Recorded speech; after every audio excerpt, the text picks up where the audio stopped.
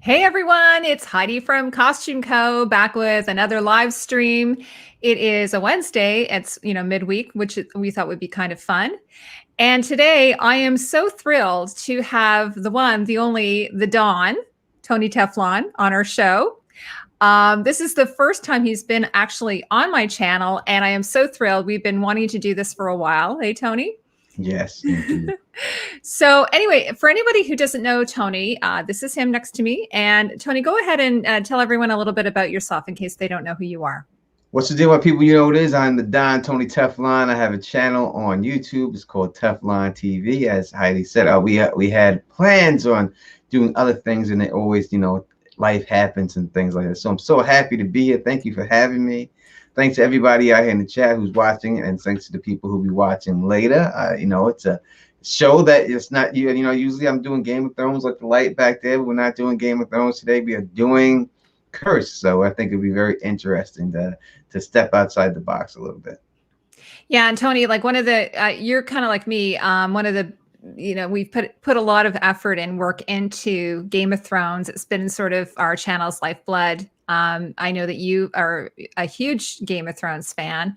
And, maybe a little bit, maybe we'll take a mid break, like partway through the video, and just talk a bit about the prequel. We can have just a quick little chat about it. Of course, I'm a big Game of Thrones fan. I've got my Danny. I'm a Danny fan, everyone. I think everyone knows that. We've got a few people here. We've got Peter Griffin's here, and we've got You Do It. Hey, You Do It. He's one of my YouTube friends. So that's very cool to have you here.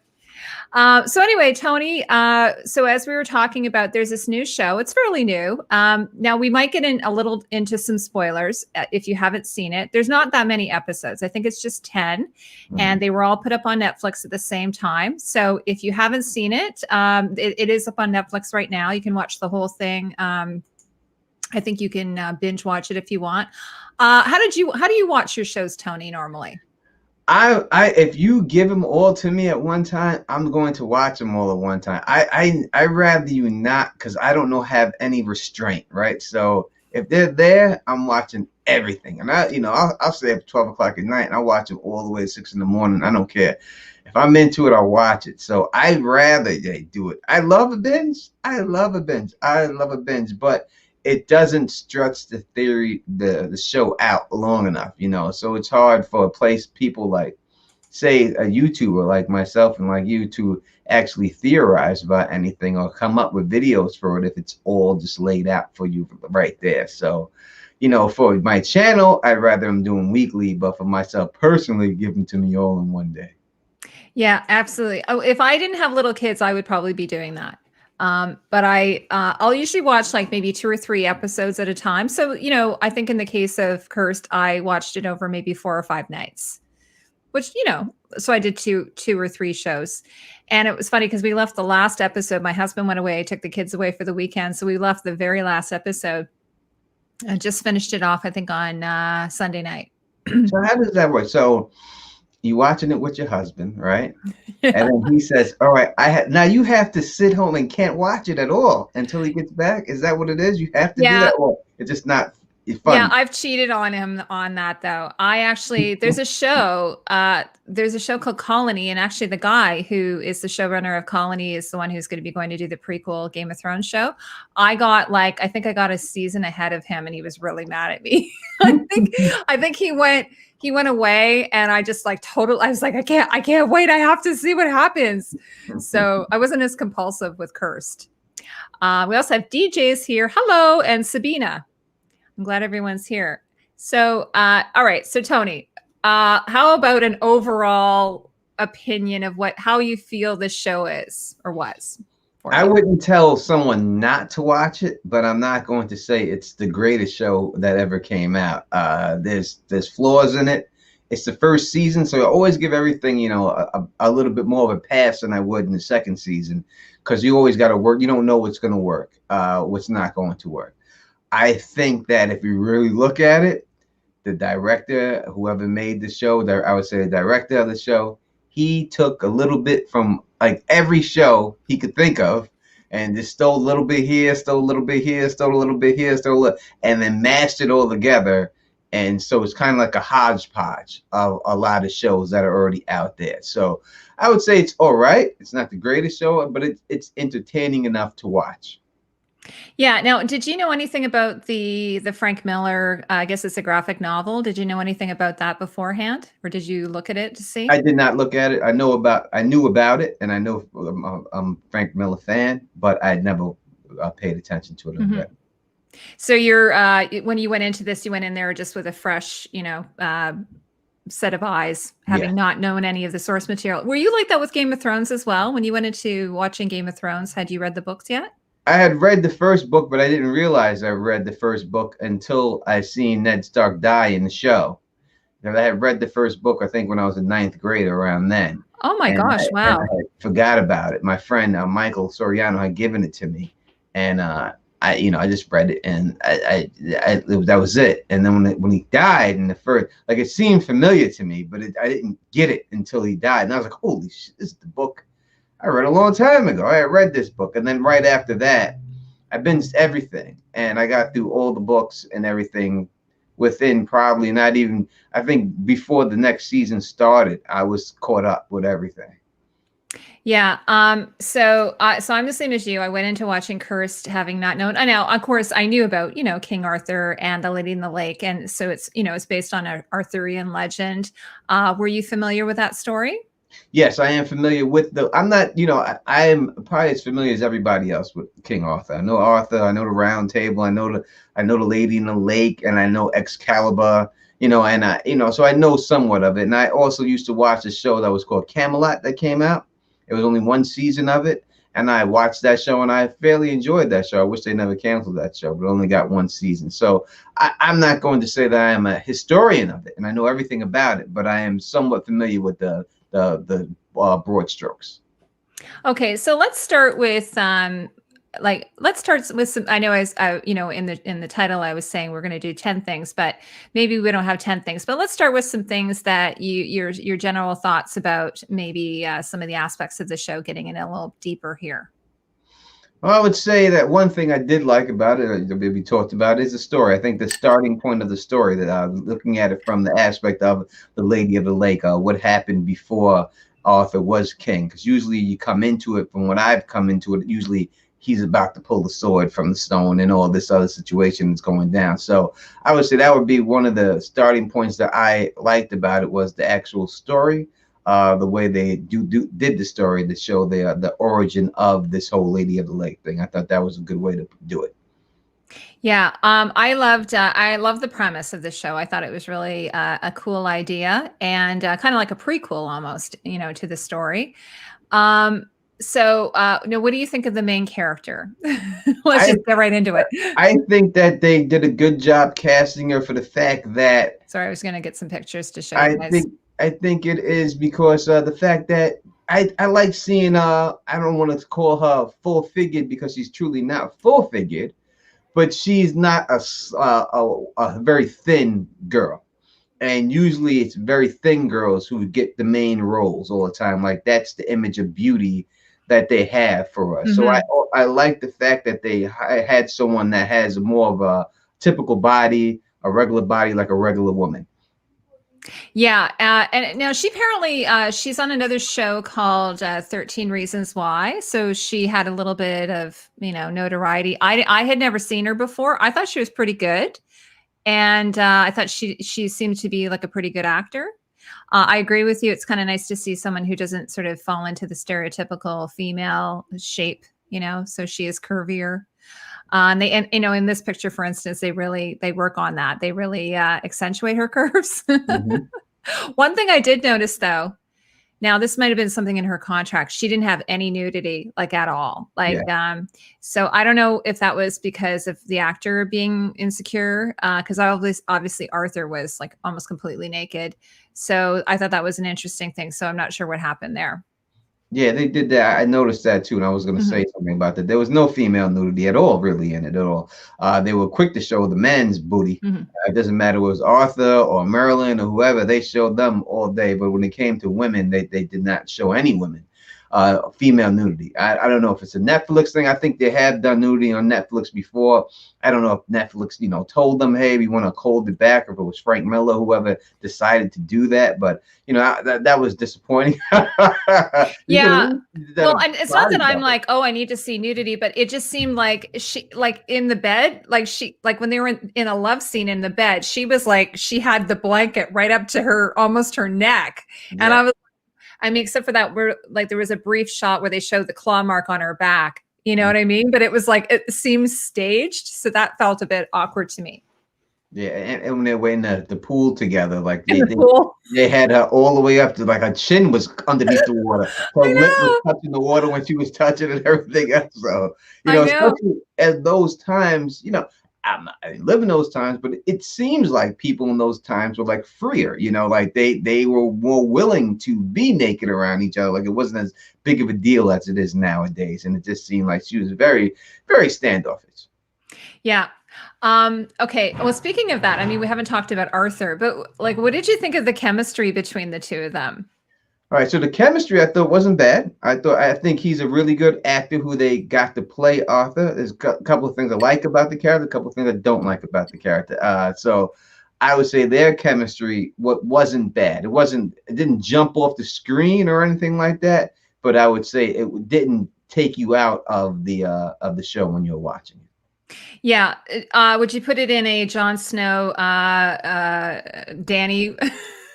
Would you put it at their level? I don't know if they had really good chemistry. I thought she had better chemistry with Jason Momoa than she had with Jon Snow, you know, with Kit Harington. So I could put it in there. So because I think they may have been a little bit more chemistry than those two. Those two really didn't look good. Didn't really work on screen. No, I totally agree. So you think they were a better match on in the show? And again, like, you know, we were talking about it's first season, so you know, these I can't even imagine what it's like being an actor and having to you know, have romantic scenes with someone. So it would take a while, I would think, for them to warm up to each other. Hey, AU's here. AU Pac Mule, my man. What up, AU? Yeah, he says very similar to The Witcher. Oh, so he thinks that the relationship between The Witcher and Yennefer, Yennefer is about the same. I think there was a little better. I think Yennefer and Henry Cavill did a little better job with their chemistry, it seemed like.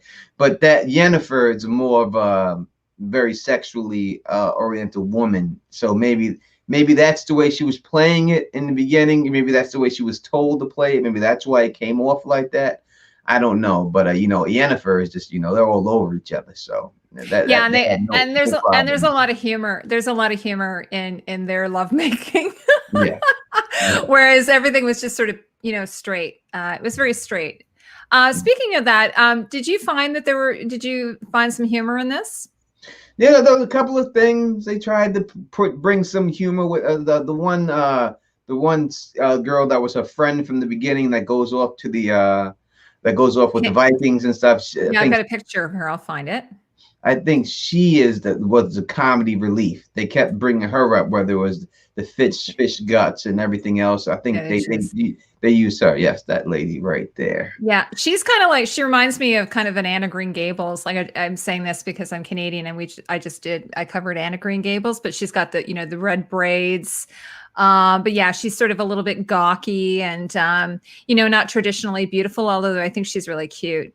And yeah, she's definitely funny in the show. So I kind of enjoy that. There were a couple of funny characters, actually. Here's another picture of her. Yeah, you could definitely see the difference in body type when you see them standing next to each other. Yeah. She's quite short, actually, because obviously I didn't realize Katherine is as tall as that. But for sure, yeah. So I think that's a good pairing, the two of them. And it's also nice to see two females who are not like, you know, rivaling each other. They're actually, you know, working with each other. I kind of like, there was a lot of that actually that I enjoyed. Yeah, they did do a good job. I mean, they did a good job in a lot of things, especially when with diversity, let's say, you know. So they tried to put a place for everybody in there. For the show, and not try to force it down your throat, but and made sense where they did have it. But as I said, like Arthur, that's one thing I did like. I liked the fact that they switched races with Arthur, right? So that's something that a lot of people, could be mad about, especially English people. I've seen them do that. Attempt to do. I don't know if I would think he's a more legendary character than James Bond, but I remember people up in arms that they were going to cast Idris Elba as the new 007, and people were like, no, we can't have that. He's not supposed to be black. So I do like the fact that they did cast a black man to play King Arthur. Yeah, I love that too. It was interesting because up in Canada, we have this guy named Hal Johnson, and he's really well known on TV in Canada. And he did this thing recently. He did a YouTube video where he was talking about originally he wanted to do this show with his wife who was white, and they were like, no, you can't do that with a white woman. It was like an exercise show. This would have been back in the 80s. And they said, no, you can do it, but you'll have to cast a white man to be with a white woman. And so he shopped it around, and he went to this place called Participation, which is part of the Canadian government. And they went, okay, sure. And so they launched this series. And of course, now it's like one of these famous Canadian shows. But at the time, it was considered really, really, putting a person of color with a white person. It was just like unheard of. So as soon as I saw this, I was like, I love it. I think it's fantastic. And it doesn't hurt that he's really sexy. He's pretty handsome. And he's got a beautiful singing voice as well. I love that. And that is one thing I'm going to have to give him. Oh no! Oh dear! I'm gonna have to give a zonk on this, because I understand what they're trying to do when they casted a black person to play the role, so that's very good.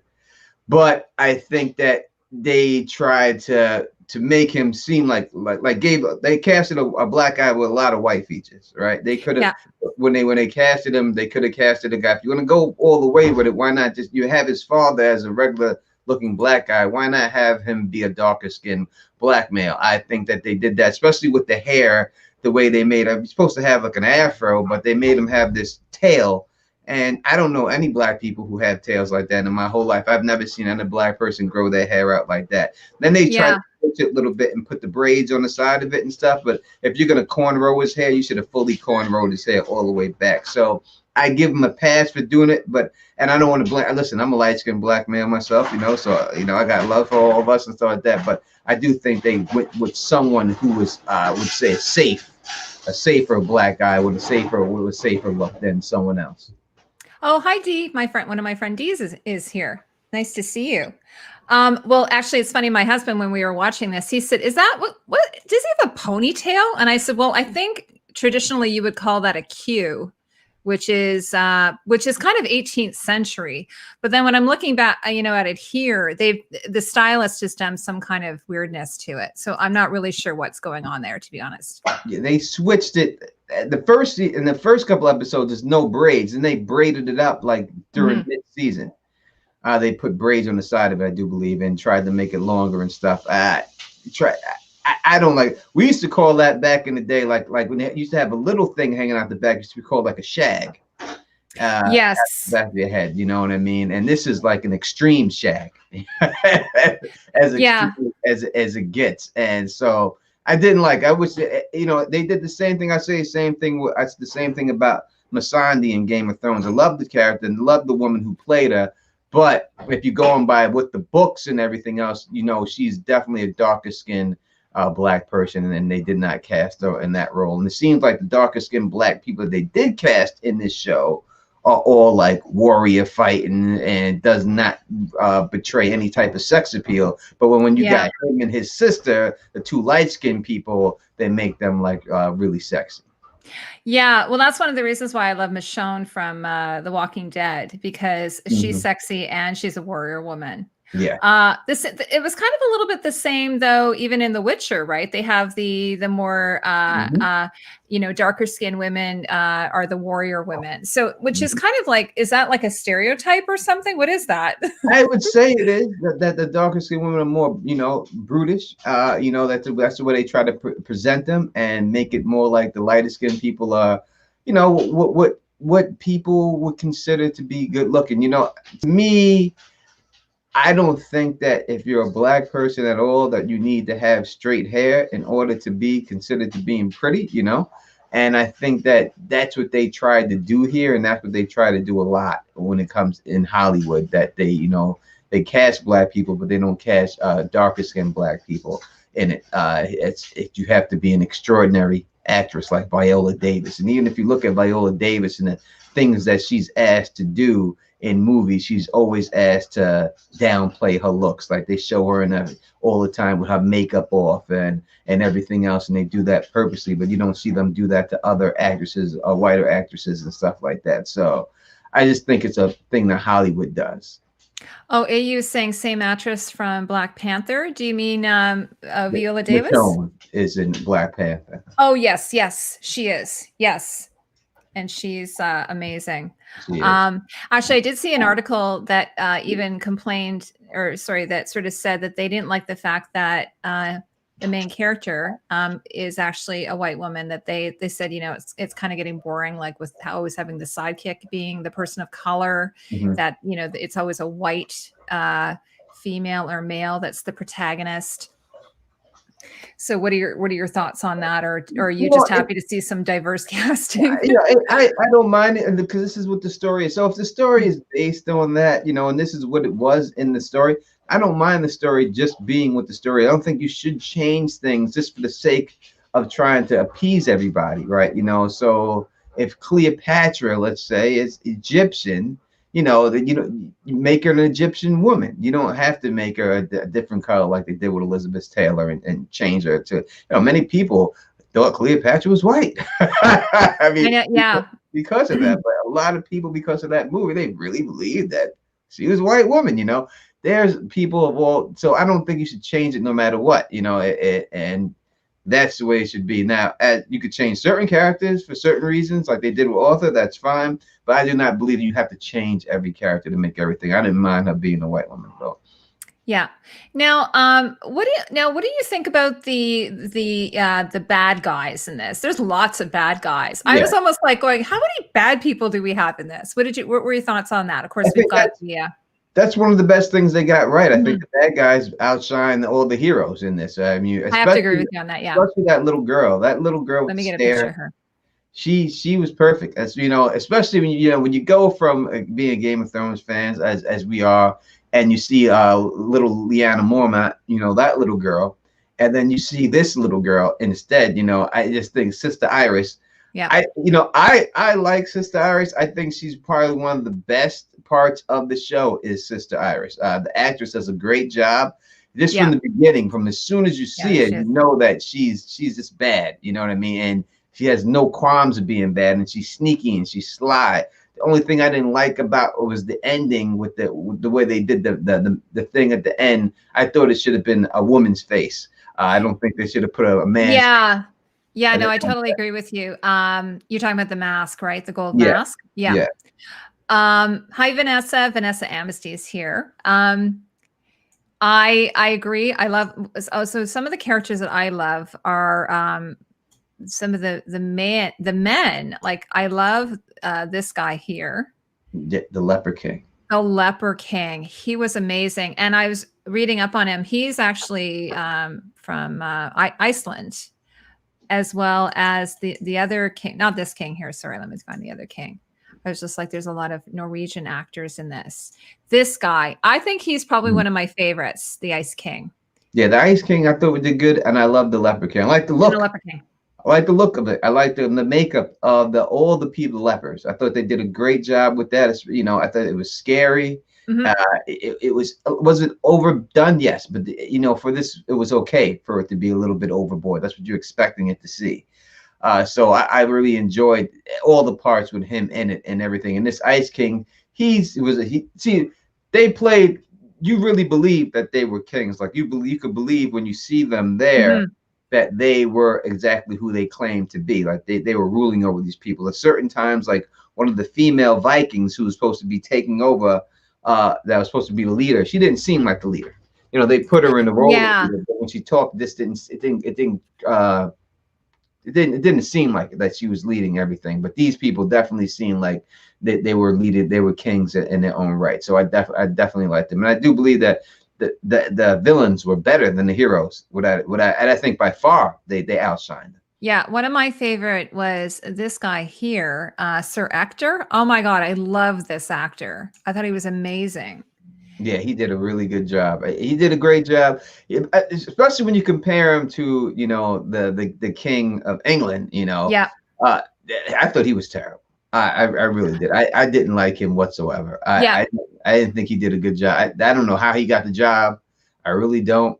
I don't know what he was going for. I was trying to think of what he's trying to pull off here, and the only thing that came to mind was like some type of like the king that was in Robin Hood in this Mhm. in the Russell Crowe Robin Hood. Sure. Yeah. Like he was trying to act like him, like he was trying to pull that off, like do that performance, and it didn't work. It truly didn't work at all. I did not like him whatsoever. I mean, some of it might have been the writing. Yes. My take on it was that because he wasn't actually supposed to be king, he's like an imposter, really. Mm-hmm. That maybe they wanted him to be a bit ill-fitting in this whole thing, and not work completely in the story. But that could have just been an accident. Maybe you're right. It could be. He just did not seem like a king. He didn't seem like he was in control. He didn't seem like people would follow him. It just seemed like he was just there. His mother was better, but his mother's a much better actress. She was on the Rome show. Yeah, I think it's Polly Parker. Yeah, and I love her. So they should have gave her more screen time. She should have got a lot more screen time because she is amazing. She's amazing in Rome. It's the first time I've seen her like since Rome, so I was so shocked just to see her there. And they got a couple of guys from a couple of popular shows. A couple of actors there. So I'm not gonna say the casting was bad or anything like that. But I think they should have put her in more scenes because she's just far better than it's not even close. You could see it when they were on screens that she far outshines. Yeah. By the way, speaking of all this, what did you think? One of my favorite aspects of the show that I think is stronger than maybe the writing or the directing or have you is the look of the show. I thought it was beautiful. What did you think about it? Are you talking about the costumes or the just the whole look? I thought the scenes were beautiful, the sets, the design, the costumes. I thought all of it was really, really beautiful. I mean, I have a few flaws. I have a few issues with some of the costumes, but for the most part, I thought it was pretty solid design. Yeah, I think it was good. I think they put they spent their money wisely. I mean, a couple of them look like sets, right? You're in the set and everything else.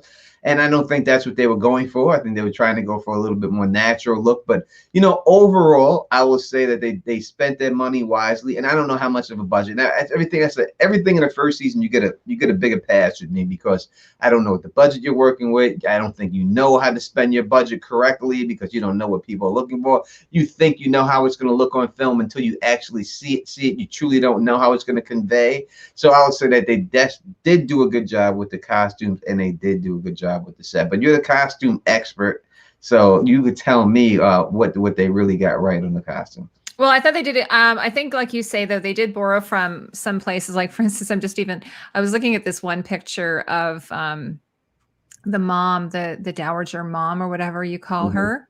So I have this other picture here of her, and I immediately, as soon as I saw it, I was like, oh, that looks like Catelyn Stark, something Catelyn Stark would wear, Yeah.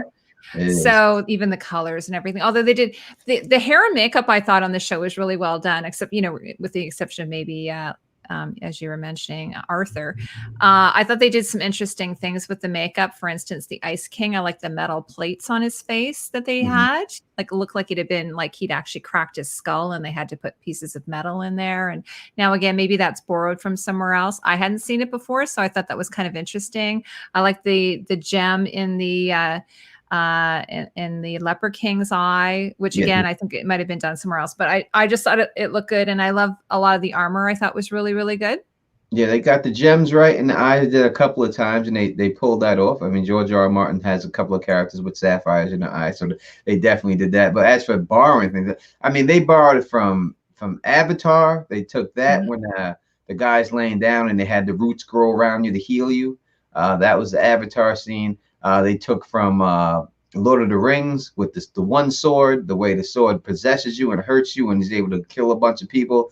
They took some things. They took that from there. There's a lot of Game of Thrones references throughout, whether you're talking about the Ironwood forest or maybe Game of Thrones took that from them, but that's in there. But it just seemed like they grabbed a little from here, a little bit from there, little costumes from here, what people they thought were like, and they're just trying to make it. And then probably, you know, they'll get it down. You know what I mean? Someone put it's Catlin, Etsy Catlin. Etsy Catlin, yeah.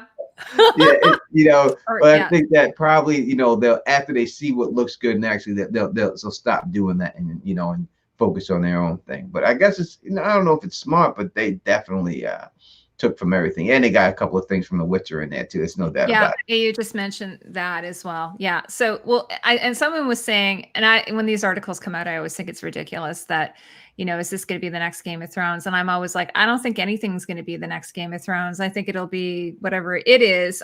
Trying to capture that magic in a new show, I think is next to impossible. I mean, really, the fans are what I think drove Game of Thrones and would ultimately maybe made it kind of collapse. But Tatiana was saying, hi, Tatiana. She's one of my fellow queens. She says, she said, I had some problems with the costumes and the overall story, but I didn't hate it. So maybe like Tatiana, this is Tony, by the way. I don't know if you have ever met him. She's like, we have a show called Game of Queens, Tony. So she's one of my fellow queens, and we wear tiaras and we talk about costumes. I know about your other show you had with John Del Vento. Yes. I've seen that show that you did. I haven't seen y'all do it in a little while. We haven't done it for a while. We're so behind. So Tony's talking about this other show called what is it? The Creatives Guild, and it's with John and Rebecca, and she does the editing and I do the costumes and John does the music, and it's so fun. So the last show we had actually was a quarantine episode. It was so much fun. Like we were drinking. Drinking always makes things go, you know, always kind of fun. And Rebecca dressed up, and it was just really, really fun, and we had a blast. So we have to get back to doing that again. Tatiana says, pleasure to meet you. Oh, it's a pleasure to meet you, Tatiana. And Vanessa, she's here as well. She says, I've been working a lot. It's nice to have a break for a change. Vanessa, while I'm doing this, is also in the chat. She's one of my co-producers. We're doing a series on the prequel costumes for Game of Thrones. So we've just done 2. We're on I'm doing a plug there, Tony. Nice. Just throwing that in there. Okay, so what should we go to next? So we were talking about some of the villains. So what other villains did you like? What about the red cloaks? What are they called? You know, all right. So I think obviously it's kind of Game of Thrones is to me. You know, with lore and everything else, and with the red cloaks and all that, it definitely is. And even the sayings they have with Game of Thrones, but I didn't hate it. I mean, I liked what they were trying. You know, they were part monk. You shave a bald spot in your head and put the tattoo on there, and you know, the Red Paladins, I believe they were called. Yeah, like exactly. That. You know, it felt like the Faith, didn't it? Like the Faith of the Seven. Yeah, it was like a R'hllor face of the Seven. It was like them combined. You know, hybrid, they put both in there and everything else. And you know, the leader of it, I thought, you know, did a good job portraying that he was the boss of them all. And he was evil. You know, the opening scene when they show him there with the boy and talking to him like why they have to do what they have to do and everything else. You know, it was good. I thought that he was one of the standout characters in the show. Yeah, and are you a Westworld fan? I watched the first season, and that was the end of Westworld for me. Oh, okay, because this actor, he's from Westworld. He's he kind of plays a bit of a villain in that as well. But he gets his comeuppance. But yeah, he's a solid actor. I think he does a really good job. As Tatiana said, nobody expects the Spanish Inquisition. Yeah, I mean, I guess that's the idea. I wanted to say hello as well to Stephanie and OTDA. I don't think I said hello to you. So, and Kalzamir as well. So thank you and welcome everyone. So this is more that you're saying more Spanish Inquisitions over than like a Salem witch hunt. It's not. Is it which one would it be?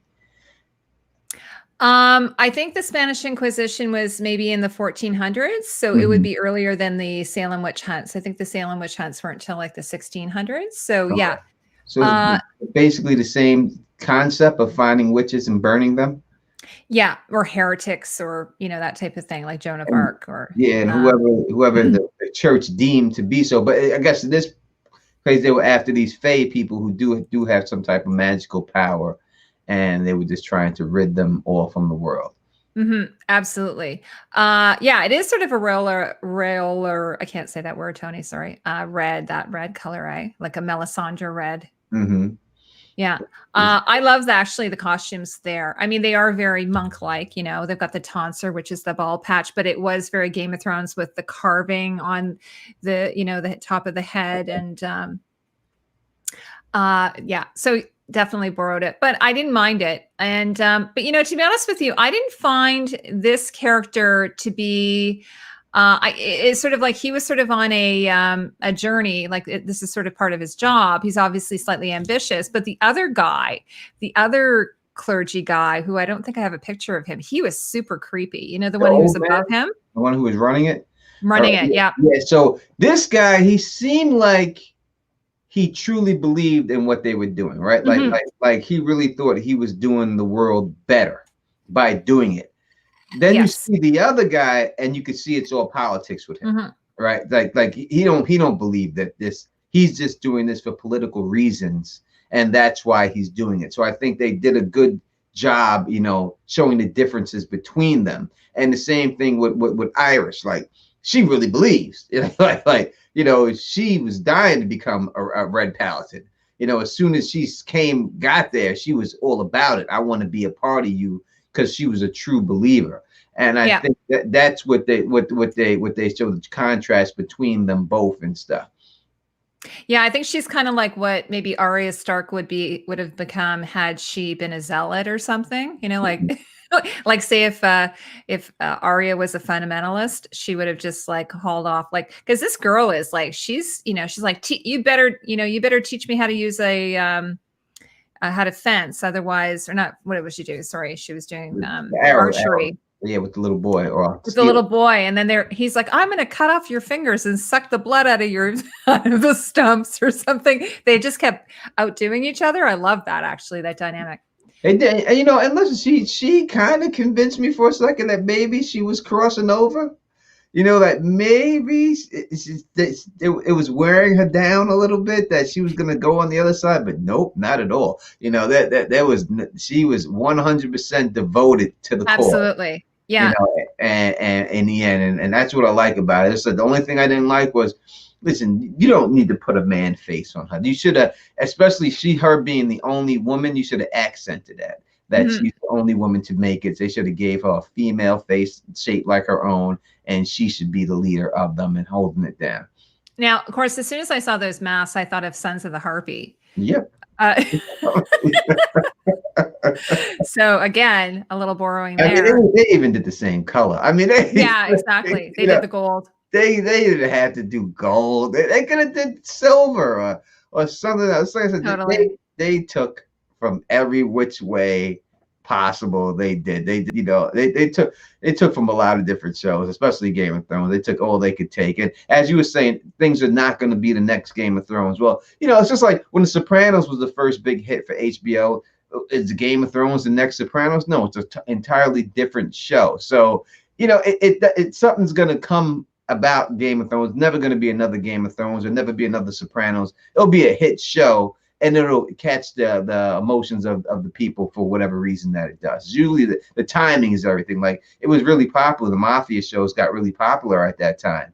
When that came out, when The Wire came out, that's when Law and Order and all those shows, and NYPD Blue and all that was popping off. So it was just a genre. And at this time, it seemed like Game of Thrones came right after Gladiator. So they had Gladiator come out and win the Oscar, and then you had Rome come out. So right after that, Game of Thrones came on the heels of all that. So it's all about what's going on that people are liking in pop culture at the time. And still, the Roman stuff is right now still popular. So that's why those things work.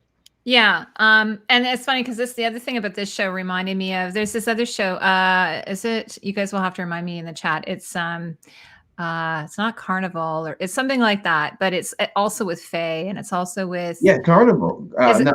Carnival Row. Carnival Row. Yeah. So as soon as I saw this again, I'm like, oh my God, there's like a lot of similarities with the characters. They're basically an oppressed people who are, they're being discriminated against. So that there was some similarities to that. I actually really like that show, by the way. Do you like Carnival Row? Yeah, well, we were trying to get you on to do the costume breakdown for us, me and LMR, on the thing. We wanted you to come on and do the whole costume because we thought that the costumes were extraordinary on that show. Yeah. Oh, thanks, Tatiana. Yeah, Carnival Row. Yeah, I think I'm still gonna do it. I it sometimes takes me a while. Like I was just saying the other day, and I'm like, I think I'm gonna do the Hunger Games. Like I know it's like 10 years old, but I haven't done it yet. I actually I did really love the costumes, and I think they are doing a second season of that, and I will for sure be watching it. So maybe that's when I'll do it, when they come out with the second season. There's so many shows you could do costumes things for. There's so many, right There's now. never, we never run out of anything. No. Did you ever do The Fifth Element? I have done The Fifth Element. Oh, it's one of my favorite movies of all time.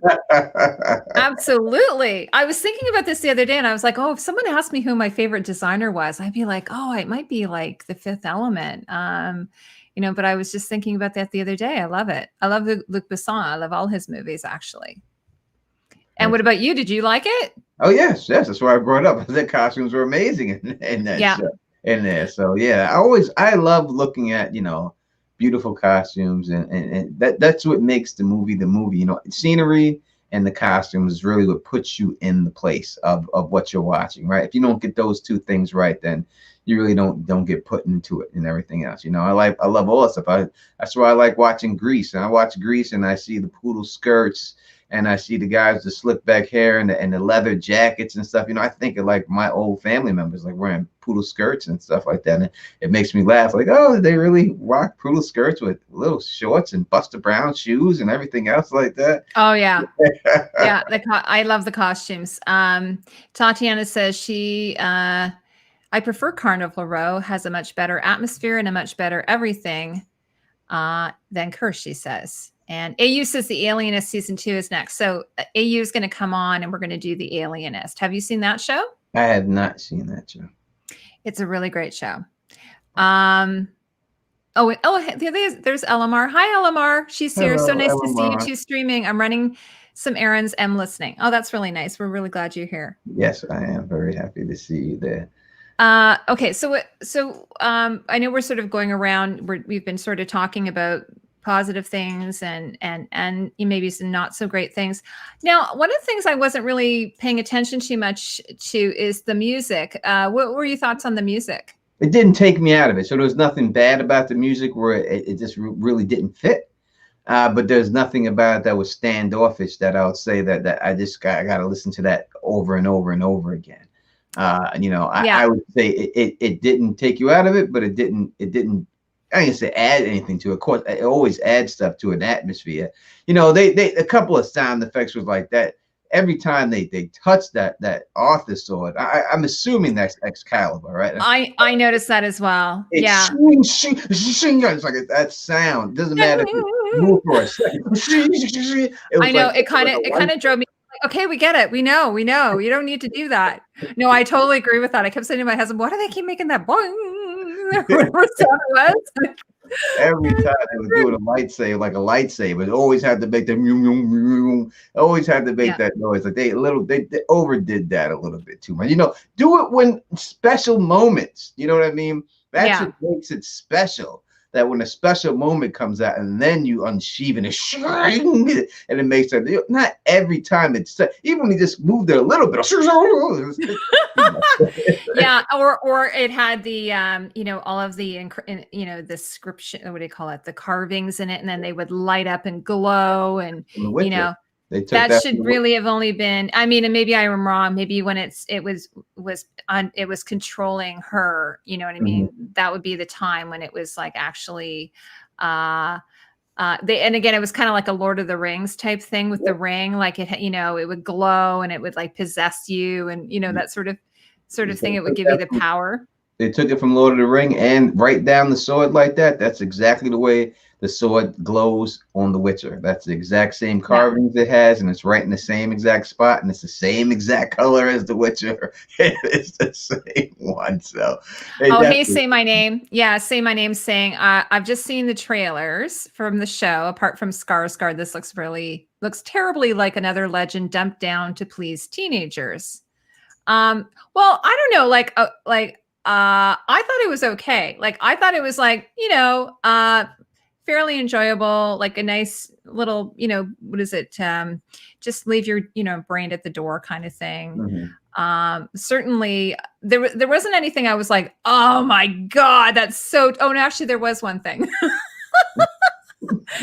The battles. Oh my God. Do you want to talk a bit about the battles? I will talk about them because they were horrendous. I really have to say they were bad. I mean, and I hate saying this, but they were terrible. Everyone, you would think that eventually it would get better as it went on. But Jesus Christ, the extras, everything about it was terrible. Even when they were stabbing the people on the floor, it just looked so unrealistic. Like there wasn't sticking in anything.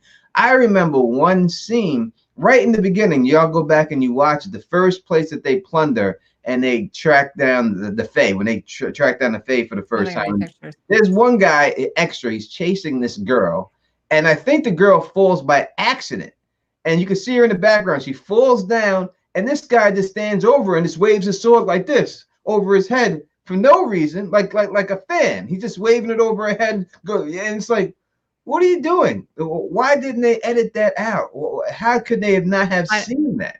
I don't know. So many different things like that. The sword fighting was not particularly good, especially when it came like the one-on-one stuff. Sometimes it looked all right, but it was so in such slow motion. When you look at Henry Cavill and the actual work that he put into his sword play, when you see his sword work, that looks good. Kit Harington, when you see the work he put into his sword play, that looks good. Even Sir Alistair Thorne looked great when he fought at the wall versus Tormund. This looked like people outside. It looked like reenactment people. That's the best way. Like I've seen people do reenactments of sword fights of Vikings and stuff like that, just for like the community stuff. It looked like they had a bunch of reenactment people out there doing it, and it just did not look good at all. That's probably the worst aspect of the show were the battles. Oh, I have to say goodbye to AU. Bye, AU. We'll catch you on the other side.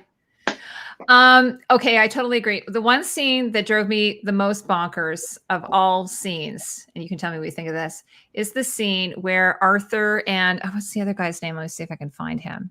He's one of the Fae, who I call him, he's like Ned Stark. He basically looks like Junior Ned Stark to me, this guy. The Green King, the Green Knight. And I'm like, first of all, this guy is terrible. Because at one point he says to Arthur, what do you know about strategy? What do you know? I'm the one in charge. I'm the one making the decisions. But every decision, he was kind of like the Tyrion Lannister of the show. Every decision he made was terrible. And then so the scene when they go into the tower and then, they're setting it on fire and all that, I was like, what? I'm not even an expert in military strategy. And I was like, you guys are idiots. You do not know what you're doing. First of all, like they should have killed that guy right away. You know how Arthur finally kills that guy who's in pain and suffering. And then they let the crying monk torture him. Yep. I was like, why are you leaving this guy alive? You take that guy out right away. That's the first thing you do. And then I'm like, did they not have enough arrows that they could have taken out some of those monks that are just standing out in an open field? I was like, what is going on here? They shot one arrow at the guy. He blocks the one arrow. It's like, all right, we're not going to try that again. I was like, you guys are awful. And he's like, I'm the Green Knight. I'm like a oh, sorry, Vanessa. Yes, poor Tyrion. He's a terrible strategist, though. Yeah. Oh, we're gonna run into a wood building. We're gonna run into a wood building. We're surrounded by hay bales all outside of it. I know. We're gonna be safe in there. Yeah. I love Squirrel. Squirrel, though, he's really scrappy. He's like, I'll get them out. I'll get them to safety. Yeah, they're just a bunch of morons. Yeah, I like Squirrel. I love Squirrel. Actually, yeah, I liked him. I like how he motivated the guy to fight. His guy was just about beat by the gold-faced people, and then he grabs his little sword and says, "All right, who's next?" And that gives him the strength just to carry on. And that was the thing that was terrible too. Like the guy's like, "You understand who you're fighting against? These gold, like they're supposed to be so." He took them out so easy. Yeah. I thought these were the elite warriors. These elite warriors got taken right out like nothing. Like they were worse than the regular soldiers. Yeah. Why it didn't mean anything at all. The weeping monk, Yeah. it was all right. The backstory when you finally see him pull the hood off and he's really a fae and he transformed into one of them and stuff like that. That wasn't a bad story about him, but they definitely took his look. When you look at this look, they went with like a Game of Thrones, and then they tried to make him like Aragon, like wanted him to be like a Aragon. Not like that was who they were molding him after, and then they put a hood on him like Game of Thrones and said, "All right, this is how we're gonna have him play it." Yeah, or I was even like, he looks like a video game character, sort of. There's this one video game, right? Yeah, exactly. Assassin's Creed. It sort of reminded me of. Yeah, Tatiana says it's not Tyrion's fault that D&D lobotomized him. Well, even Peter Dinklage was like, he went into a crypt where there's dead people, like, and even Peter Dinklage was like, what's he doing? He's hiding all the people in the crypt. Yeah, with the guy who could raise the dead. With the guy who can raise the dead. That doesn't make a lot of sense. Yeah. So even like Peter Dinklage was making fun of that. Now, that being said about the Weeping Monk, I do really like this costume. I kind of dig it. I like the colors and I like the textures and stuff. So does it have any special name, this costume? That was just I call it a surcoat, or like it's like or a tunic. You could call it a tunic, or a surcoat. He's wearing like an undercoat, like he's wearing an under tunic and then an over tunic kind of thing, and then an overcloak kind of. But it's I thought it was kind of nice. But one of the things that did drive me crazy, Tatiana, you're here in the chat. The one thing that I really, really hated costume wise, you can tell me what you think of this, but where's the picture I have of it?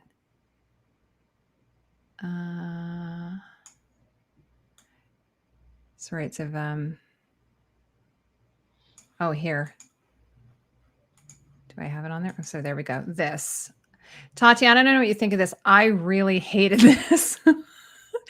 Like, it's leather, but it looks to me like someone took strips of denim and just kind of cross-hatched them. Like, let's just weave some like strips of denim together and on top of a corset, which, it's always like you're wearing a corset on top of your clothes. I suppose it's supposed to be like armor. I don't know. I hated it. Is that what they were going for? Like, I don't know what they were going for. Now, one of the things I was going to say is one of the girls who worked on Game of Thrones, the costumes, she actually worked on the show, and she posted some pictures. And I have a feeling that she did this costume, which I have to tell you is so funny because I actually thought it was Michelle Farrelly. I was convinced that this was Michelle Farrelly. I was like, oh my God, is Catelyn Starks in this? And it's not. This costume, I don't know what they were. She's supposed to be like the bird woman, right? A bird woman, yes. Yeah, I don't know. I don't know. They didn't do a good job. I think they did a better job with the bird people and Buck Rogers back in the day. I don't know if you ever seen that. But yeah. Well, see, I thought it was Michelle Farrelly, and that was a headdress. But actually, the actress actually has long white hair in real life, so that's her own hair. And then they've just made her this cloak type thing. This is it here. So yeah, I think it's supposed to be bird-like or something. Tatiana says, I didn't like almost any of Nimue's costumes. I had a big problem with hers and Arthur's costumes, among others. Yeah. I think the problem is, this is one of the discussions I get into people a lot of time. And it's not just even costumes, it's just in general. When you have a setting and you decide, okay, is this like a medieval England setting? And you create the rules of your world, even if there's magic or even if there's different types of like, in The Witcher, that type of world, you have to say, okay, what's going on here in reality? Like, what are people wearing? What are they eating? What are they drinking? How are they sleeping? How do they go to the bathroom? All those things. And you have to create the rules of the world. But then when you start breaking those rules, that's when it becomes an issue for me, because I'm like, well, that doesn't really make sense. Like, so one of the big ones is always the leather, because they always use a ton of leather, which is very contemporary in terms of fantasy, because leather in terms of medieval England would have been very, very difficult to cure and make into leathers and make into what do you call it, armors. So it was a stinky, horrible process apparently to go through. So I'm always kind of like, oh God, here we go, another leather bodice, another leather coat, So most people would have worn, actually, they have a really great example of a gambeson here on the Green Knight, which is very Game of Thrones, but it's actually pretty correct, like here, what he's wearing here. So that's you would wear that type of thing underneath your armor, and it would always have lacing and so on. So you can see there she's wearing the corset again with this weird silk thing underneath it. The picture showing to the audience. Oh, I'm not showing it. Sorry, guys. Oh. There. All right. There it is. Yeah, that's very Ned Starkish. It's very Ned. But does he not look like Ned Stark? I was like, oh my God, if they do a prequel, he could totally play Ned. Without a shadow of a doubt. Yeah, like I saw that and I was like, wow. I mean, I thought the guy that they cast in Game of Thrones, he was pretty good too. But as soon as I saw this guy, I'm like, this is young Ned Stark. Like, he actually looks like what the actor, I've lost his name. Sean Bean. Sean Bean looks like in real life. Yeah. Yeah, no, yeah, this guy, the character was terrible. Yeah. They had the helmet, like the Robert Baratheon helmet with the antlers coming out of it. Yeah. I know. Yeah. Because the Fae, I think that's their symbol, right? They have horns or whatever. Yeah, that didn't come off as well. The people with the horns in their head, I didn't think that looked good. And I didn't think the little girl, like the reptile girl, I that was in the when they got caught. Yeah. I don't like that. I'm sure that's hard, but it's just that, when you have something like that, and then you have like the person's natural skin right around their lips and their eyes, and you could see where the makeup stops. I think that's when you run into problems when you do things like that. And that's what takes me out of it when I see that, I'm like, oh, they couldn't get the makeup closer to her eye because it would have hurt her. So they had to stop it right here. And it just didn't go. That's why I like the leopards. Leopards look more natural than that. Even though they were more out there with bumps and everything else, it did look more natural than those lizard people. Yeah, it was I think the makeup design was really ambitious, and probably when someone read the script, we were like, oh my God. But that's why I love the Ice King, like with the plates, and even like some of the piercings and stuff, like it felt like very Viking. A lot of that, their world was kind of very Viking. And so, it's just like, that's a practical thing. Like, I got my skull cracked, so I got to put something there to kind of deal with it. How am I? And then they made it beautiful. They were like, oh, since I'm going to have this plate here, I might as well have something pretty on it, So I thought, and then the girls with all their piercings and things like that, I thought that was their way to make themselves kind of maybe tough looking, but maybe to their culture, it's attractive. So it seemed to me like there was some type of decision that went into that. But yeah, these things I can't even imagine. Like you say, we don't know what the budget was. We don't know what they were, what the size of the crew and everything that they were dealing with. And I think they were on location a lot of the time. From my as I said, the Vikings and everything looked great, but the fighting was terrible. When you see them come on that beach scene, that final bit, that was supposed to be the epic battle scene. And when you seen the girl come out there with the spear, and she goes up against I don't know if it's her sister, and she's got the two swords and everything, and she gets saved because Arthur shoots her in the back with the arrow, and then she does that was a terrible fight scene. It just didn't look good. It just didn't look like a great battle at all. It just it was terrible. Well, even like, again, on a strategy level, I mean, it just seems sort of strange that they would earnestly go in thinking, oh yes, they're going to bring us ships and rescue us. Like, you know, I would think that you would go in, maybe scout it or something, scout the location, or do something, some type of strategy. The fact that they just believe them. Oh, here, I'll come and turn myself in, and then you'll rescue my people. Like, it's just a sort of like 101. That you know immediately that they're probably going to turn on you, that they're going to betray you. So it just sort of seemed weird. They're out on an open beach, and the first arrows were accurate as hell. Like when the first arrows hit the guy, it's like it's hitting them right in the heart. It's hitting them, and then all of a sudden they can't hit anything. Like all the archers are just shooting in the wind, and no one can get hit with an arrow. But the first ones are like dead on. It's not like they shot a whole volley of them, and then it hit one person. The guy's shooting one arrow, and that one arrow is going right through somebody's heart. Then when they shoot like 10 arrows, those 10 arrows don't hit anybody. Yeah, absolutely. Okay, now one person we haven't talked about is Merlin. What were your thoughts on Merlin? Are you a Vikings fan? I am a Vikings fan. Okay, so I've only watched a few episodes, but he's a pretty major character on that show, is he not? Yes. Volky or something. His name is Vikings, and I think he played a better role in Vikings, but I'm not mad at him for this role. And I said he was one of the things that I did like about the show was his character. So and I don't know if it's because I'm a fan of his from Vikings, that's the reason why, but I did like his character. I'm not going to say anything terrible about him because I like the actor and stuff like this, but it could be the writing because I've seen him give really strong performances in Vikings, so I know he's capable of doing it. Yeah, so, and he's one of the Skarsgårds, like there's like 6 of them or something. That are well, actually I was just saying that Becca and I are going to do True Blood, and of course his brother is in that, is Alexander Skarsgård, and his father is Stellan Skarsgård. So this is the first time I had ever actually seen him in something. I thought he was pretty good. My only issue, again, it's because it's probably in the book, I guess, but the whole "Hey Luke, I'm your father" type thing, it kind of gets that's a little bit I knew it. Like you could probably, did you see it coming? Oh, he's gonna be her. Yeah. The only thing I didn't see coming was the sword inside of his body. That was cool. I love that. I haven't seen anything like that before. I had no idea what was going on there.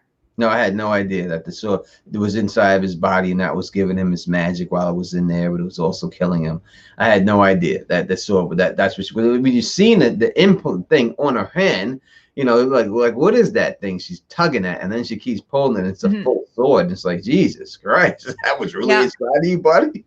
That was actually really cool. I love that scene. The one thing I wanted to know is, and you can correct me if I'm wrong, but I don't remember how we got it in there. Did we ever show it at all? They didn't show it. So I wonder if maybe next season we'll find out how we actually got it in there and why he put it in there. I'm assuming he was putting it in there because he knew the sword had was controlling him, and he was starting to not be able to act on his own volition. Yeah, I guess they showed him slaughtering all those people and stuff. Maybe he felt the only way he wouldn't touch it is if he put it inside of him, but then he comes up with the thing, hey, why don't I just destroy it? So maybe he was trying to get the best of both worlds. Like, I still want the magic from it, but I don't want to touch it. So let me just stick it inside of my body and become like a living sword. Yeah. Tatiana makes a good point. She says, Merlin is Banff here. Oh, what is that, brother? What does Banff stand for? I don't know. While I didn't love that he is powerless, I love that he had to rely on his wits to get out of scrapes. I like that too. Yeah, that was good. I mean, when he escaped from the leprosy king, that was dumb because those people were like right next to him. Like it wasn't like they were like a mile away. Yeah, and he wasn't right. Yeah, exactly. They were right there. He was still able to get on a horse, and they just like stopped running. Yep. That was it. So that wasn't a good thing. So there's a little bit of so he had some plot armor. Yes, a lot of plot armor. Yeah, a lot. I'm just thinking if there's anybody else we haven't talked about. Let me just check. Here, let me go back here to my thing, and I'll just see who else we haven't talked about yet. Oh, one of the things we were talking about the music earlier. The theme song that ends at the end of the show. Mm-hmm. I didn't mind it, but then there's this choral thing, like where she's like, "Oh," and I just sort of felt like it felt like very Xena warrior princess or something. It just felt a little bit, overproduced. Yeah, the graphics were one step up from that. I would say Yeah. the graphics are a little bit, like the Flash, like not Curse. Yep. I'm sorry, Lucifer. It's like a little bit above that. That's it. But one thing I will say, I did like the when they went to different scenes and they showed the animation. Yeah. That went from scene to scene. I did like that too, that transition. Now, again, not having seen the book or knowing what the book, I was wondering, I was like, oh, I wonder if that is from the graphic novel. And maybe that was a little nod to the novel. Yeah, I did not see the novel, but I did like the way they did that. I thought that set up the next scene very well. Okay, so the one person we haven't talked about is Arthur's sister. Sister Ingrain, but we call her Morgana. What were your thoughts about her character and what happened with her? I don't really get it in the end what she turned into. I don't know it just seemed weird to me. I liked her in the beginning, but then when she ate the spider and then it was in the eyeball, then the deaf woman in the black came to her and then she became the deaf woman. And is she alive? Is she dead? I didn't get it. I didn't know why they went there with her, and I didn't understand it. Yeah, well, I mean, again, if you know anything about Arthurian legend, like she becomes a powerful sorceress. So I guess the idea is that she's been inhabited by this cave spirit or something. And which is a spider goddess. But I'm kind of with you. I'm not 100% sure. Tatiana's saying she thinks Morgana is supposed to be death now. All right, so she's dead then. Or she's kind of like the Grim Reaper. Like she when someone's about to die, she goes and takes their soul or whatever. Because she says she knows when someone's about to die, right? Like she could sense it, but so she knew Merlin was about to die, but they didn't let him die. Yeah.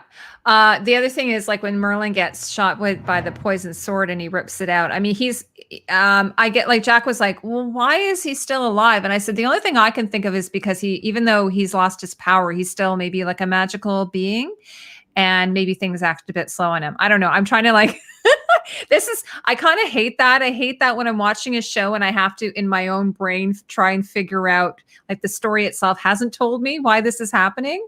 I have to actually figure out why something is the way it is. You know what I mean? That means they're not doing a good job explaining it. And that takes you totally out of it. It's like this chick, like I understood her in the beginning, understood everything I know. Oh, everybody was related. Yeah. Everybody was somebody's secret brother or a sister or a parent. It's like everybody, someone's a secret fae and someone's a secret this. There was just too many secret people in here. It's just too much connection. It was just way too much connection with everything. Everyone was related to each other. I didn't like that. It was just too much secret. Like, I know people in Game of Thrones always want to talk about secret Targaryens and think everyone's a Targaryen and stuff, but it was too much of that going on in there. Yeah.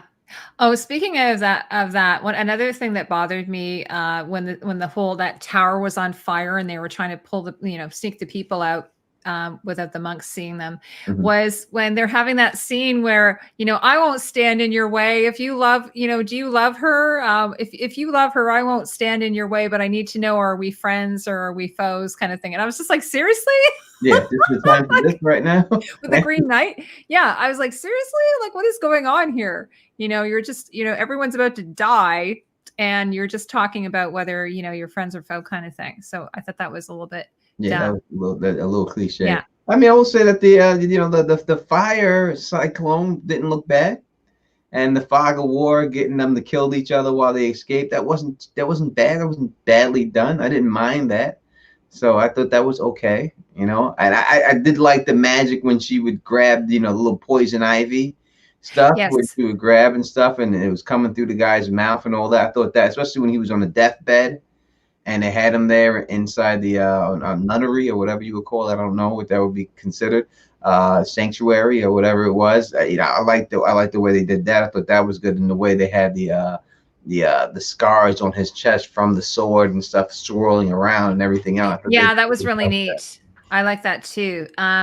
Say My Name says Igraine, I don't even know if I'm saying it correctly, is not the same as Morgan Le Fay. They seem to have things rearranged a lot. Okay, so I thought she was Morgan Le Fay. Oh, all right. I don't know But what she's she not. is. Yeah, so we don't. Okay, so we don't know.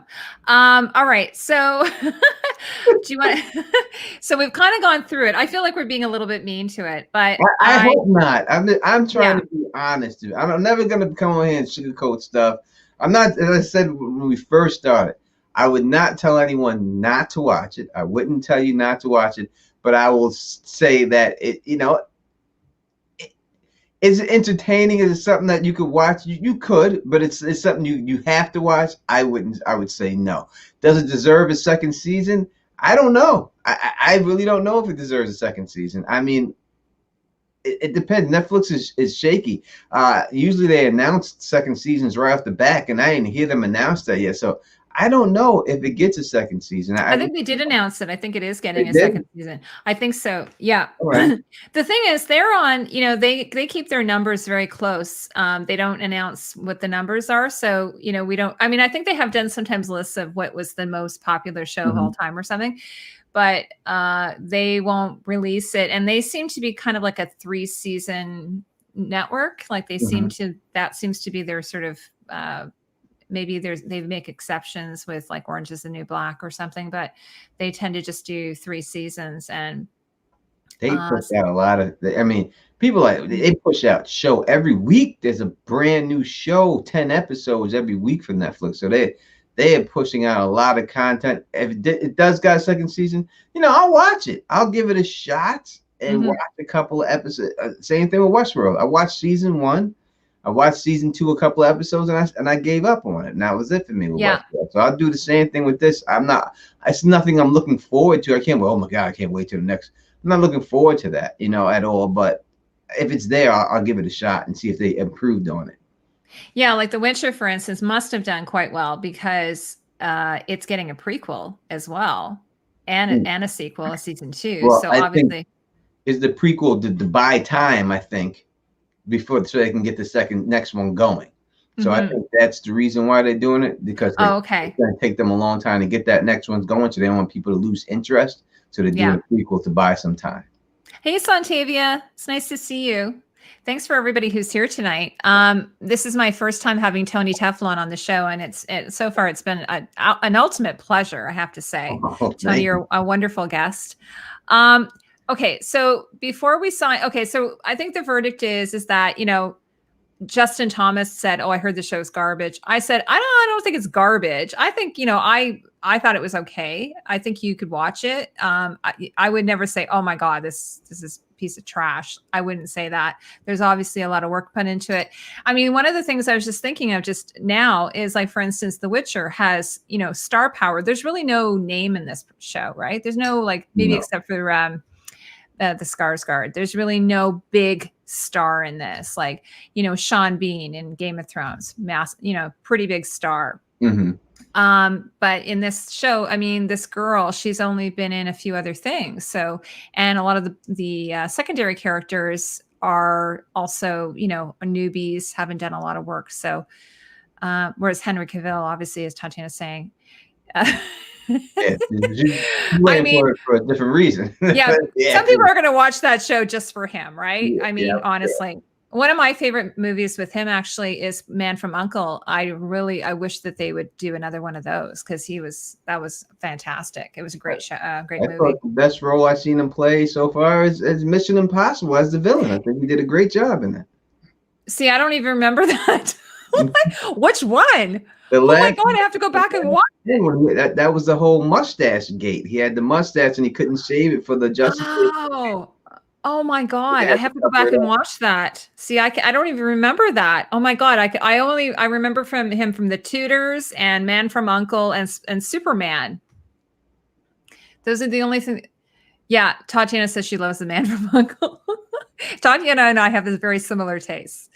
So, Tony, before we stop here, I mentioned to you through Twitter that maybe we would just talk very quickly about the prequel show, the Game of Thrones prequel show, because, I think you did a show about how they made an announcement about some of the casting, and they're letting out a little bit more information. So what I don't really know anything about it. Do you want to just tell us a little bit of what you think about what's happening there? All right, so I'm doing a full prequel plug real quick. I'm doing it on Saturday. I'm doing a full prequel breakdown at 2 Eastern time, New York time, and stuff like that, 2 p.m. with a bunch of YouTubers. I think we got 8 people all together that's going to be on there. So there'll be a bunch of us talking about that. Like a big panel. Yes, it'll be a huge panel of us, like 8 of us on there. So all good YouTubers that people know, famous and stuff. We have a bunch of hidden guests that be popping up. So we'll do that. All right, so it's from the House of the Dragon, the book Fire and Blood from George R. Martin. It's the House of the Dragon. It's basically based around the chapters that's called Dance of Dragons, where the Targaryens have a civil war amongst themselves. Between the princess, it's the princess and the queen, if you want to put it like that. There's a succession who should hold the Iron Throne, and it's basically them destroying their house and destroying all their dragons by having dragon on dragon battles. And House Targaryen is never as powerful as it was at that time after this is all over. So that's basically what it's about in a nutshell. I understand why they did that, because when you read the books, the story that it's written, this is the only true story that he has in this book that's kind of fleshed out, where you have everything and you know everything that's going on. Everything else is like secondhand stuff, but here he has the conversations between the people, and it's all spelled out exactly how it's going to go down. So it should be good. It's they threw a boatload of money at it. They ordered the full season right off the bat without even seeing the pilot. They just said, give us the season, here's the money, do what you got to do. It's a huge budget, and it's going to have 1 million dragons in it. So it's going to have a bunch of dragons. Many more. So there'll be no money for dire wolves. Yeah, they don't have to worry about dire wolves. It's all going to go into the dragons. It'll all be in the dragons. So it's good. What are you most looking forward to seeing in this? I just hope they get the battles right and the dragons right, because it all really focuses around the dragons. So if they get the dragons looking right and they do them like they do have them in the books, like the dragons in the books, each dragon's fire matches the color of the dragon, right?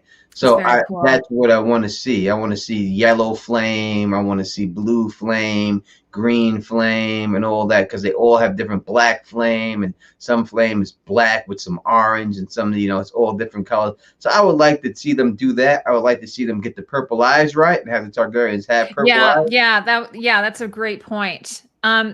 Which side are you going to root for? Or did you decide I'm going with the blacks. It's the blacks versus the greens. I'm with the blacks all the way. Yeah, me too. Yeah. She should have got the throne. Whatever the king says is the rule, and that's what it was, and they took it from her. Mm-hmm. So I'm going with her all day. She should. Yeah, it's kind of a sad story too, though. I mean, on Game of Thrones, there's a little bit of, like a little bit of sadness, but you're kind of like, okay, these are the bad guys and these are the good guys. But in this case, it's just like one family that are like tearing each other apart. And in the process, a lot of lives are lost and mothers losing children. And it's sort of like kind of a sad story. It is. There's no winners and losers when this is all said and done. There's no side that can come at us and say, okay, we won. The cost of it was way too much. And I think if they really could have seen the future and said, this is what's going to happen at the end of this, do you really want to do it? They may have came up with a compromise, because there was no winner. There was really, there's a winning side, but the winning side doesn't truly win, and so it ruins the family's legacy for the rest of eternity. It just takes away all that power they destroyed themselves. The only way they could have really went down is that they destroyed themselves. They would have ruled forever and ever and ever if they would have had all them dragons and everything else, but they really just destroyed themselves. Oh, hi, Krista. She says, I hope Game of Thrones prequel script doesn't have that fan fiction feel. Well, it's being written by George R. Martin's got a lot to do with it. So the fact that he does, I'm going to hope that, when you look at the original episodes of Game of Thrones, he was involved in it. So it was much better. And then when he stopped being involved is when it got worse. So the fact that he's in it and as long as they let him do what he's got to do, and I think they will. And then you have Miguel Sapochnik, the guy who did all the big good battles. He's the actual showrunner. So he's running the whole show.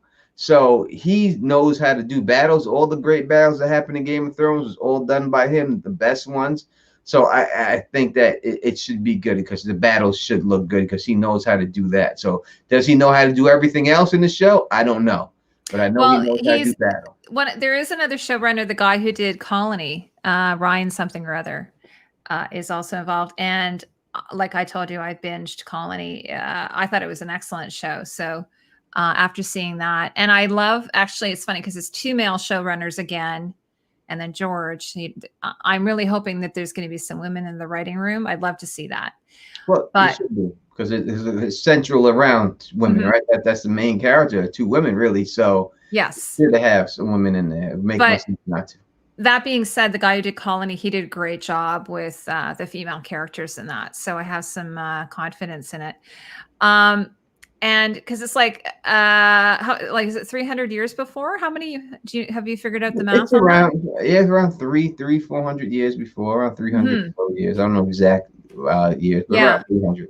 So, we'll probably see some of the people were like, oh, I hope, some of my viewers were like, oh, I hope we see similar costumes. I'm kind of in the boat of, I want to see something a little bit different because it is a different time period. So like, for instance, now let's say if we went back 300 years, people wouldn't, some things would be the same, but for the most part, people would be wearing different things. They would be, the atmospheres would be different. So I'd like to see it maybe brought back, a few centuries, and how they would think that is, and just kind of a little bit of a different look for it. Yeah, I think things change from decade to decade, right? You could just go back, the 90s look and the 80s look is nothing like what we look today. I mean, the 80s was a very big, designing women with shoulder pads and the suits and everything. Oh my God. Oh my God, that show was hilarious. That was a great show. It was truly a good show, but you see that, and you don't see that anymore. Everything changes. Even I was watching the Michael Jordan thing with The Last Dance. And when you look at the suits, the way the suits were shaped, there's still a suit, and you still see a lot of peak lapels back then too. They were doing peak lapels, but when you look at the size of the suit, they were huge compared to now. Everything is so slim fitting, and you could just look at him like, wow, this suit was humongous. He could have put 2 of his pants legs in one of his legs. Yeah, it's true. That's the way it was. Yeah, actually, now even like suits are even almost undersized. Like the cuffs are a little bit shorter, the pants are a little bit shorter. You're like, you don't even wear socks, I think, sometimes with the suit. I see these suits they're wearing like dress shoes, no socks. The pants are kind of short. It's a little bit odd, especially in the winter. That's very, very Miami Vice. It is, yeah. Okay, so Tony, you've got this great show coming up on the weekend. And what time is it, 2:00?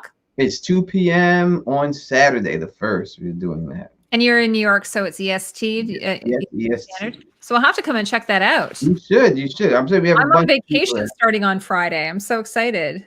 Huh? I'm on vacation starting on Friday. How long? Well, I'm not going anywhere. Well, just for a week. But we're staying home. But I just taking some time off work. Yeah, Vanessa said she wants to see some vivid colors. That's what everyone's saying. They want to see like the brightness back, after it got so dark. And actually, Miguel, I think he was one of the ones who complained about that night shoot. They had to do that 45-day night shoot. He was like, this is ridiculous or something. He was so mad. I don't see 45 days in that shoot. When I watch it, I'm like, how did it take them 45 days to do this? It really didn't make any sense. I didn't see 45 days worth of goodness in there. I don't know how it cut out, but it didn't really need it. I didn't see it at all. The best shots of that fight was when Arya was walking around and you could actually see what was going on, and everything else. It just didn't work. It didn't work at all. Yeah. Okay. So do you want to tell me, besides that, where everyone can find you on social media and so on? Now, of course, well, you can always find me on Teflon TV on YouTube. That's the name of the channel, Teflon TV. I have it. Teflon. It's right there on the crawl. You see how using StreamYard. I learned to do that today. Did a great time. You said StreamYard. She did great on StreamYard. Oh, I like StreamYard. Hopefully, you use it some more. I think it's a good platform. And you can also find me on Twitter. I think it's the Tony Teflon on Twitter. As for and Teflon TV is my page on Facebook, so I'm not too hard to find. Oh, I have your YouTube link and your Twitter link in the description below. So if anybody wants to find you, and I just want. And so besides that coming up, what else? Do you have anything else coming out on your channel? every Monday, I always have a video that drops. So whether it's always a video that drops Monday at 2 p.m. Eastern, that always drops. I have a show I'm about to record with Justin Thomas. I have to get that done. She keeps getting postponed, but it's a show. It's Asked and Answered, it's called, and the question is Varys good or evil? So I'm doing that with Justin. Hopefully, get that out this week, and then I'll put that out this week sometime. That's very cool. And then before I let you guys go, so I'll let you know, like Tatiana and Vanessa are both in the chat. So they're my co-producers on this series we're doing. It's called I think we're calling it Game of Thrones prequel characters. It's a 6-part series, although I think we might be doing a 7th one. So far we've done the female Targaryen costumes, the male Targaryen costumes. The next one's going to be on the men's non-Targaryen costumes. So Sir Arthur Dayne we've got there. We've got you have to remind me who we have. Victorian Greyjoy. You have Tywin Lannister. You have Tyrion Lannister. We're gonna have them. We're gonna have them in. We're gonna do show characters after this, Tony. So we're gonna do the non-show characters, and then, anyways, it's just been like. But what we did is I approached. Tatiana and Vanessa got a bunch of artwork from all these amazing cosplayer, concept artists, fan artists. And also people who didn't make the cut. Who wasn't? Yeah. You got Fagon. You have yes. John Connington. Didn't make the cut. Lady Stoneheart. I mean, I guess Lady Stoneheart. Yes. So the girls are doing that, and I'm so anyway, it's been great because I'm learning a lot about all these other characters that I didn't know anything about. So it's kind of fun for me, and we sort of presented it in a way that even if you're not a book reader, you can get a little something out of it. I went back and watched some of the histories and lores. Have you watched all of those? Yes, I've watched all the history and lores, and you have a lot of Lannisters that didn't make the cut too. So there's a couple of people going to make, and there's a lot of Tyrells who didn't make the cuts. The other brothers, Marjorie and them, didn't make it in there. So yeah, they didn't get into the books. Yep, or into the show, I should say. Yeah, a lot of the Ariana Martell, yeah, so we I went back. I don't know if anyone in the chat. So if you bought the DVDs, it came with this, these little mini movies. And I think the writers on Game of Thrones wrote wrote all of these histories and lores, but it's so fun. And they just have like these behind the scenes stories, a lot of it from George's, writings and so on. But they use this very cool artwork from different artists. So that was kind of neat, done in sort of a 2D style. Mm-hmm. So I've been watching all of those. So if anybody wants to check them out, you can find a lot of them on YouTube. It's just like Game of Thrones history and lore, and then it might be the Lannisters or the Starks kind of thing. Yeah, they do one every season. So different things every season, and tells a lot of the backstory. Like, they'll tell you about Robert's rebellion, and because they really didn't go into like, why does Robert hate Rhaegar and them. They didn't really go break it down. They didn't break down about the children of the forest and the first men and how the White Walkers came. They didn't really break all that down. So in the history and lore, you get all that. Yeah, it's really fun. And then the other thing is, like, so I'm doing this video with you. So I decided to, over the summer, to ask some other creators if they wanted to do something similar. So I'm going to do one with Justin Thomas. We're going to do Dark. Have you seen that show? I did not see that, but I know he's. Tony, you have to watch that one. It's a German show, right? It's like German. It is, and maybe that's why it didn't get nominated. Because it's amazing. It's fantastic. They nominated The Mandalorian, and I don't understand how that got nominated. You don't? Oh, you didn't like The Mandalorian? That was terrible. Really? Yeah. I thought it was good. I thought it was kind of fun, like a Western. I did a whole video about why. Oh, I'm gonna watch your video. That's gonna be so fun to watch. And then we're gonna do The Alienist, which is coming up season 2, and then my Creative Skills partners. So we've got Shadowbacks. We're gonna do True Blood, the HBO series from, like, I don't even know how many years ago that is. But I read all the books. I watched every episode, and I loved it, even though it was kind of like trashy. It was but fun. When it came out, that was one of their first really big hits that, people wanted to see what was happening in True Blood. I mean, that's everything comes in phase, and that was the vampire phase, right? That's when everyone. It's true. Vampires were really big for a while there. For a while, Twilight came and everything. Twilight, yeah. And then John and I are going to do Nosferatu, which I have not seen yet, but I'm going to watch. So the guy, it's the guy from Oh, I can't remember his name. He's been in all kinds of TV shows. I'll have to look up his name, but he's starring in it. You should So do John's interview. recommended that Interview show. with a vampire should be one you should do. What's that? Interview with a vampire. Oh, for the costumes. For the Yes, costumes, I have yeah. that on my list for sure. I love the costumes in that. Tom Cruise is in that. So anyway, I want to thank you so much for coming. Will you do this again with me? Of course, I would love to. I had a great time. Thank you for having me. Thank you for everybody in chat who came here to support the cause. I really, truly appreciate it. There was Baby Yoda. That was the problem I had with it, was Baby Yoda. I really had a problem with Baby Yoda. Oh, you didn't like Baby Yoda? I loved him too much. And you loved him too much. That was the problem, that it became the Baby Yoda show. I didn't sign up for that. I signed up for the Bounty Hunter show, going to hunting bounties, and it was like 3 men and a baby, but it was really just one bounty hunter and a baby, and that was the biggest issue I had. Yeah. Krista says, I'm looking forward to the Umbrella Academy. Yeah, I love that show, actually. I tried to get a hold of the costume designer on that. That's again based on a comic. So those are always make really, really good shows. So thanks so much for everybody who came by. Like, it was a nice turnout tonight, and I know it's a weeknight. And thank you, Tony. And I like your hat, by the way. It's like you got the nice little pinch dent in the front there. You're always styling. Every time I see pictures of you, you're always like, I'm pretty styling. Queens, New York. It's in the blood. All right. So thanks so much, everyone. So have a great night, and we'll hopefully see you soon. I'll do an announcement when we have another live stream coming. Thanks again. Take care. Peace.